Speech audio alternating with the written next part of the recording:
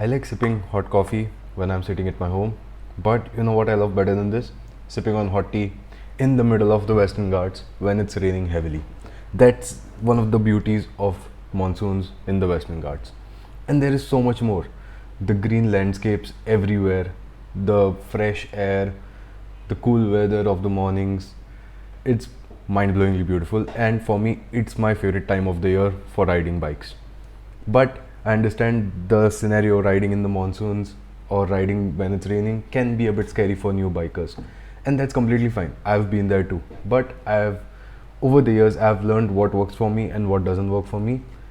And in this video I'm going to share some of the tips that I've learned from my riding experience and from other bikers around me and share them with you. This is one part of a series that I'm planning about monsoon rides. So in this one I'm just going to be tackling about riding gear and what you should be wearing and what your mental state should be for what you're wearing. So let's get started. This is the Blue Biker. I am Ayush Rathod. Welcome to my YouTube channel. Let's start with the basics first. What do you wear on your torso or your legs, which is basically on your riding jacket? Now if you've got a riding jacket with a rain liner, let me tell you, don't count on it. That thing is not going to last at all. Of all the rain liners that I've got with my riding gear, none of them have lasted for even 5 monsoon rides. Instead, you need to get something specific, which is something like this.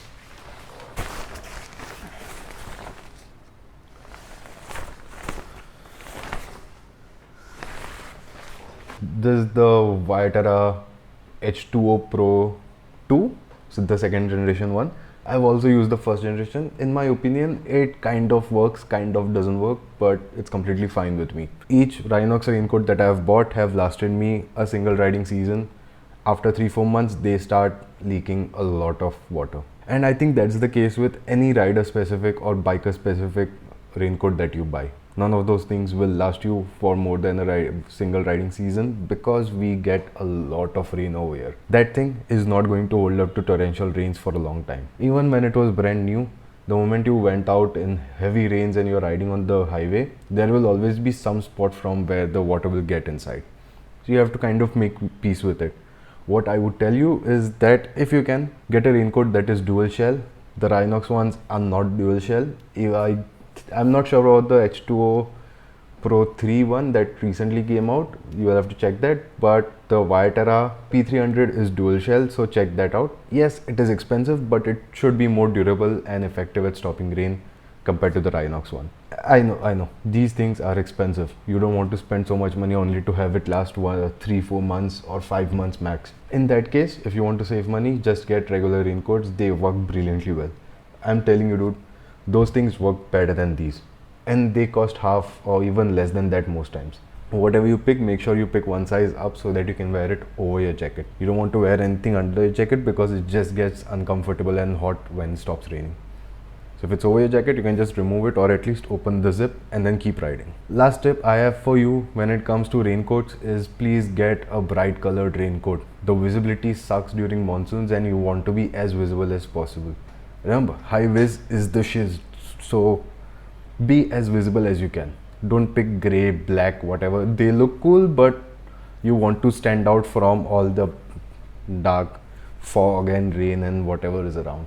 The next thing we'll get to are riding gloves. Obviously, you can get some waterproof gloves like the Viaterra Tundra or Rhinox Dry Ice, but they are expensive and not worth it. I mean, you are spending 4,000-5,000 rupees only to use them for 3-4 months every year. Also, they get really hot when it stops raining. In that case, you don't want to wear them. But if you have the money and you don't mind spending on it, go for it. They work well. So I would totally recommend them. Again, depends on how much you want to spend on it. I personally wouldn't like spending on the waterproof gloves that I won't get to use all the time. Instead, what you can do is just wear your regular textile gloves. These work brilliantly, and if you're worried about your hands getting wet, that is where medical gloves come in play. Once you have the medical gloves on, just put on your regular gloves and voila, you have waterproof gloves. Your hands won't get wet. Yeah, the gloves will get wet, but that's completely fine. These things are resistant to water. Even if they are made of leather, they can get wet. I would just recommend not wearing full leather, full gauntlet gloves in rain, because they kind of start staining your hands after a bit and they get really hard after a couple of rides. So you need to keep moisturizing them constantly. But if you moisturize them, I've made a video, I'll post a link over here, they won't go bad. I've used my, where are they? Anyway, I've used my Viaterra gauntlet gloves for 2 riding seasons in rains and nothing happened to them. I just kept moisturizing them and they are still looking well. Like, yeah, they look a bit old and worn out, but they are not bad, but they still look like I can wear them. Now we'll get to something that I feel is going to be a bit controversial, which is riding boots. This is where a lot of people fall for marketing jargon or just misconceptions, and that's completely fine. Even I've fallen for that.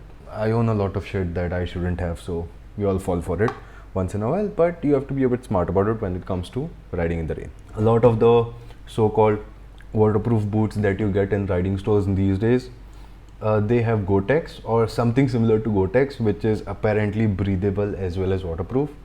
Let me break your bubble. Gore-Tex is not waterproof. I mean, yeah, it will hold up to European rains, which is like, comes for 15 minutes, is a light shower and then goes off. The rains that we get over here in places like Mumbai, Goa, or Maharashtra in general, Gore-Tex will not hold up at all. Even if, let's say, it does hold up, the problem I feel with waterproof boots is that once the water gets in, it won't get out. Instead, I would just recommend get regular boots. Gore-Tex is also very hot when you are riding around in dry seasons. If you want, you can also get waterproof socks. They work brilliantly well at keeping the water away from your feet, but your shoes will get wet. At least if your shoes does not have any kind of waterproof lining, the water will not pool up. Honestly, if you ask me, I would just say let your feet get wet, man. You only live once, so don't bother with it. Then we come to helmet, which is the most important part of your riding gear. At the same time, the solution is pretty simple. Your helmet is waterproof. As long as you have a good helmet, you won't have to worry about water getting in unless you just keep the visor open. The biggest problem that I face with helmets, actually there are 2 problems. One is the visor fogging up when it's raining and I'm going slow. In that case, I would recommend getting a pin lock visor for your helmet. If not, you can rub some toothpaste on it and then buff it out, or you can try using potato. I've heard it works, but I'm not really sure if it works or not because I've never tried it. I just go for pin lock whenever I want to. The second problem is the liner getting wet, which once it gets wet, the helmet becomes really uncomfortable. In that case, just be careful about how you handle your helmet when you are out on a ride. Don't keep your visor open at all times. Keep it kind of open, like just one step open, and it won't fog up. At the same time, so much water will not get on the liners. And once you get off somewhere, remove your gloves, make sure your hands are kind of dry, and then hold the helmet and remove it and place it on a dry surface under a shade or something. That way your liners will remain relatively dry. But I guess that settles it when it comes to riding gear.